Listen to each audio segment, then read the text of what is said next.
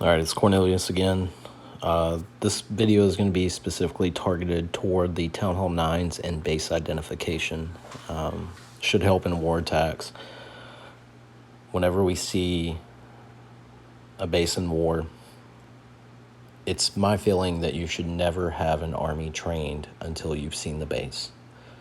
You may want to run Witch Slap or Govaho or Lalo, whatever it may be at Town Hall 9. Until you've actually seen the base and you can identify the weakness of that base, I don't feel like it's a good idea to do that. So when we're talking about Town Hall 9s, for those that don't know, the two most important things for a Town Hall 9, no matter what, killing the enemy queen and trying to eliminate the enemy CC. Now, the enemy CC, different attacks, it can be overpowered. It's not as important, but pretty much across the board, if you do not kill that queen, you're going to fail. And with the CC, if it's easy to get to, and in this base it was, a simple hog, possibly even just a goblin, I don't have the radius pulled up on this, can probably pull the CC, and you can kill it. You can pull it and kill it. There's a ton of trash here on the outside that you can anchor to and kill the CC. And if you're going to do that, you always want to kill that CC on the side that you intend to enter the base on. So I talked about in the other video I just did about the different types of compositions. So anti-3-star bases, which this is more of an anti-2, but you could say it's an anti-3. These base designs are specifically designed to stop typically one separate type of attack. This base here actually has been designed more to stop Witch Slap than anything else. You can still run Witch Slap on it, but these air defenses reaching over the edges here, they're specifically targeted so they can put enough range on the healers.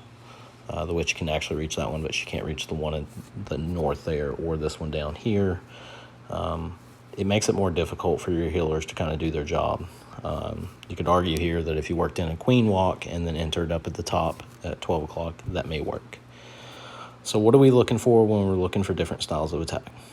Well, if you're going to run, say, Lava Lunion on the space, most important thing is this queen goes down, CC.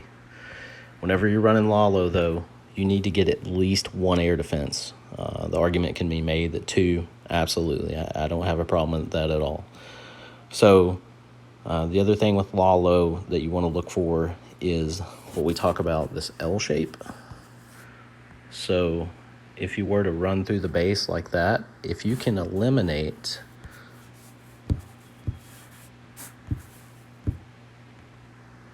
this section of the base, right, you can see how that pathing is created there. Now you're attacking into the sweeper, but this sweeper here will probably be down. So you could say maybe you would come in, enter from that 3 o'clock side, and come around. The L shape permits that.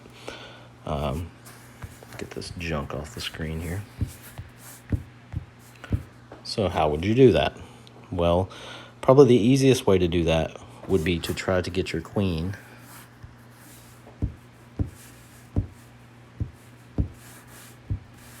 to enter into this direction here. Some things that have to be practiced there, like the wizard tower has to be tanked in order for the wall breakers to get through, and you have to make sure those archer towers can't get to the wall breakers. The wall breakers you could get to either travel into this wizard tower here, very quite possibly that middle section there. But again, if that wizard tower is not tanked, it doesn't matter. The wizard tower will kill that. And oftentimes one of the things you can look at when you're looking at an account like this, there's just enough tile spacing here for a small bomb. If it's directly against the wall, a small bomb will not kill the wall breakers before they break the wall. If it's 2 tiles out, though, so like over here, if there had been a small bomb here and you try to enter on that corner, which your wall breakers aren't going to go there anyways, they're going to go right. They're actually going to enter right into this. They're not going to enter directly onto the corner. That small bomb is going to kill your wall breakers. I don't think that this design here really warrants a jump spell. You could utilize a jump spell, but I think that's kind of some wasted space there when you can wall break in.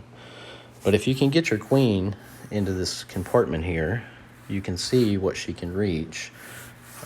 Just by looking at this, she can get to this air defense, she can get to the enemy queen, she can get to this, and then she's cut off the pathing here onto this side to where these obstacles here are going to be down. So you can see there what that funnel has created. Depending on how far you break over, you may be able to get into that sweeper. Doubtful from that entry, but it's possible. And then if you wanted to do the extra expense here, once you get through this section here, you can very easily place a jump spell in this area. That jump spell would allow you entry into both air sweepers as well as this extra air defense down here, which would cut the base in half. If you're going to do something like that with Lalo, it's a very time consuming, especially at Town Hall 9. A level 15 queen will not beat through enough of this base in order to prevent a time fail. It really needs to be a higher level queen. So the next thing we talk about, one of the really good attacks that gets run a lot is Goho. So Goho, typically, same rules apply here. Queen has to go down, CC has to go down. Those two things don't go down, you're typically going to fail. The other thing that's very important to understand about Goho, and it's not as important as it used to be, is that the giant bombs, especially two of them together, and it's not as much as it used to be. 2 giant bombs used to kill hogs instantly. Now it takes 3, is identifying where those giant bomb spots might be. Because if you can eliminate those giant bombs on entry, you don't have to worry as much about the heal. So whenever you're looking at giant bomb spot, you're looking for a double giant bomb, and you're looking for 8 tiles. It's kind of hard to see on this, but there is 8 tiles in that section there. You can plant 2 double giant bombs right there, or 2 giant bombs, which will, you'll have to use a heal there. The other thing is the triple bomb. The triple bomb will kill the hogs. So if you look here, there is room to put both giant bombs there as well as the bomb tower behind, which gives a triple bomb. The bomb tower doesn't go off right away though, so you can kind of heal through it. The preference is to stay away from it. So if you were going to hog it per se, it would probably make more sense to try to get your kill squad, whether it's golems, you want a queen walk, queen charge, whatever it is, to travel in this direction. That is deactivating a potential triple bomb and is cutting pathing for your hogs. And then it does leave that L shape that has been discussed from a lot of different guys to allow your hogs to kind of path through and channel out. Those are the 2 of the attacks. So looking at the space specifically, I feel like either one of those would be a viable attack. Queen's very accessible, as well as the CC. If your heroes are enough and you're comfortable running Lava Lunion, then I could argue that you could enter through this side here, and then when you go to Loon, would probably end up starting the Loons here, so they stay behind the sweeper, so you don't have to worry about it. And then the other sweeper should go down. And then when you're looning in, specifically, we talk about spam loons versus targeted loons. Loons work the same way as hogs. 3 to 4 on a structure is pretty good. That's what you want to do. So if you put 3 to 4 there, 3 to 4 there, and there, you can see that as your lava hounds come around, again, you're allowing the loons to stick with the hounds as they move around. So I know it's a lot of drawing here, but it's understanding the fundamental what you're trying to do. No matter what you're trying to do, you're trying to build a channel here. So if you're doing that effectively, then you've created the entry there that basically is going to span this. You can see there how it's kind of tunneled across. It keeps your troops together, and it will allow them to continue to travel together with the lava hounds. This is a max 9. Biggest things for an air attack, if you're going to run Lava Lunion, is figuring out the wizard towers. They're really the most important thing. The Expos do cause a little bit of problem, but if you're tanking with a Golem or a Lava Hound, say over this air defense here, that air defense is going to be tanked, and the Expo will be targeting it as well. So you don't have to worry about your loons really setting up shop. And the Wizard Tower, I believe, without being able to see it, probably reaches the air defense. So if the Hound's there, you can actually sneak your loons into the backside there. It's very similar pathing between whether or not you want to run hogs or loons. Your goals change a little bit. Hogs, it's eliminating the giant bomb locations and killing the queen. Loons, it's about getting the queen, the CC, and at least one air defense. If you're only going to do one air defense, you need to understand that you're going to need to take more Lava Hounds than you would typically take. I would say 3 at least, as well as the loons, and you can argue there that a 4th may be warranted depending on how much you have to spend on your kill squad entering the base.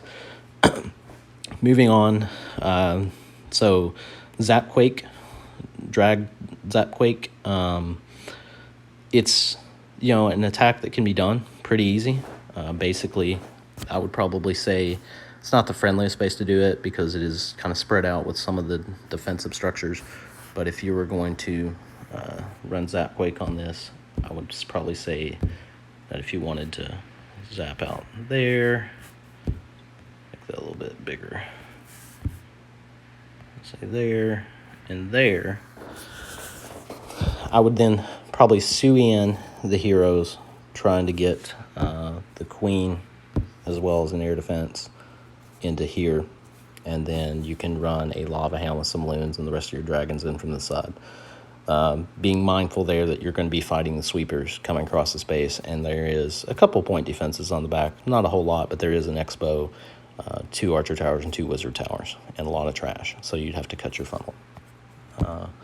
Again, a lot of different ways to attack these bases. Whenever you look at these, you're looking at the probability of them. I feel like Hogs is probably the safest attack on this base just because of how accessible the queen is. You could actually queen walk this queen, and then that would allow you to get the Hogs in. You can actually probably take more Hogs than you typically would. You wouldn't have to run Go-Ho unless you wanted to run a deeper queen charge and try to enter from this direction. So entering from there, you may need a Golem with and some extra stuff to funnel out the trash. I'll probably do a video on funneling as well. I'll try to find a good attack. We'll talk about funneling on that. Witch Slap, again. Witch Slap tends to use healers as well as Quake spells. Sometimes it's jumps. You could argue a double jump here. I don't think a double jump would actually be as valuable as a Quake spell. That's just because the jump spell, if you were to engage a jump spell on either one of these kind of corners here coming out of the town hall, you're not getting full access to the base, and your troops are going to kind of want to move to the outside. Even with the funnels coming around, they're going to have the tendency to kind of move out away from the core. I would say that the Quake is just as good on this base to try to Quake. Of course, you have to count tiles, but Quake, probably in from this direction here. You could probably hit this side here. Probably Quake in there and come in the long way. Of course, it's not getting to the queen right away, but if you can kill the CC, and like I said, it's an easy lure there, you can kind of do that, and then that kind of keeps these air defenses tanked a little bit back, so your healers can move down the sides and not have to deal with as much trash, or at least losing the healers as soon. You can get your troops to get those air defenses and get into that center core section. I don't really see a setup for Suicide Dragon. Suicide Dragon attack I mentioned in another video. Suicide Dragons, if you're going to run Suicide Dragon, what you're looking for is basically a queen who is isolated away from the air defenses. It's a design that happened for a long time. You may get, say, all 4 air defenses and the queen's super easy to get into. Your dragons can get in. They don't have to worry about sweepers or air defenses. That enables them to kind of get there, get the job done. Usually 2 to 3 expos set to ground is something that you can look for with that. Something else to think about deciding on air versus ground. If your expos are on ground and you have air defenses that you can reach pretty easy, right? That's another kind of giveaway that maybe it's a better suited for air. With an air attack, though, I mentioned in the other video, if you've got, level 8 queen, probably not going to work. You're just not going to get enough out of that queen and king in order to run it. It can be done, but it's more difficult. There's a ton of attacks that you can run. Whenever you talk about running Goho, you can run Goho with a queen charge. There's actually 4 different compositions you can run. What they refer to as Sui, which is the heroes in by themselves, nothing with them. They could probably get an air defense on this base. Maybe the queen, depending on how you wanted to enter, but it's super tight for that. Less likely to be able to get the air defense queen and clan castle.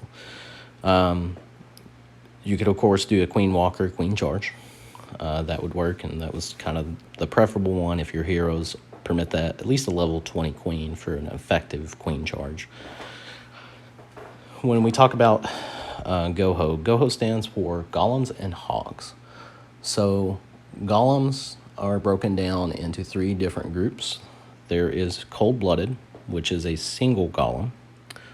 Shattered, which is 2 golems. And I can't remember what the 3 golem combo is right now, but there's names for those. So for each of those, if you were going to run, say, 3 golems on this, you would basically want to spread out your golems. That way they could tank through the core. You don't need as many hogs for this because your kill squad is going to make it much deeper into the base that way with those 3 golems, and you'll have just these 2 back sections here that will need to be hit with the hogs. Knowing that more than likely you're going to have to use a heal right there between the wizard tower and that expo. You do have to be careful with Goho. Goho, as it lost favor and moved into other witch slaps, and the giant bomb lost its effectiveness, a lot of people started running giant bombs on the outside, and that is actually one of the big reasons why I prefer surgical hogs over just a mass hog deployment. So a lot of people want to run just 1 finger, 2 finger drop. If you hit a bomb, say out here, you've got to burn a heal right here. You don't have a choice. So the targeted drops, there's a couple advantages from that with the targeted drops. One of them is, you can just go ahead and 3 here and 3 here and 3 here and 3 here. They kind of put your hogs in a clump that they will move together. If you're really good at it, you can say 3 and 4 through this initial section here, and then actually wait until the hogs get to this area here, heal them, and then send in the other hogs, because they will have